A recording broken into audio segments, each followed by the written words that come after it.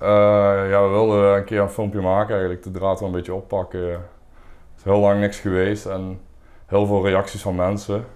Ook op kermissen of feestjes waar we waren, mensen die ons benaderden.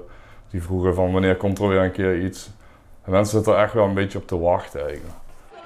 Dan zou ik bijvoorbeeld op de boek houden en dan met mijn hand onder de ribbenkaas omhoog.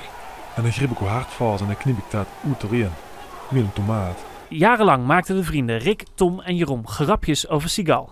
En dat bleef altijd binnen kamers totdat ze hun eerste filmpjes op YouTube plaatsten. Het gevolg: miljoenen hits op de videodienst en een fascinatie voor Seagal. Seagal is een beetje een apart figuur. Ja, in zijn jongere jaren was het zo'n atletische Aikido-man. Ja, nou zie je hem in films. Hij is helemaal uitgedijd. Hij spreekt zijn eigen dialogen soms niet meer in films in. Gewoon ja, heel gemakkelijk, zeg maar. Seagal! Maar niet iedereen was blij met dat succes.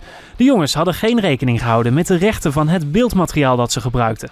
Het gevolg: YouTube haalde de meeste filmpjes weer offline. Had je 10 minuten in een filmpje gestoken en dan ja, een uurtje daarna of een dag daarna hadden ze het er weer afgeknald. Ja.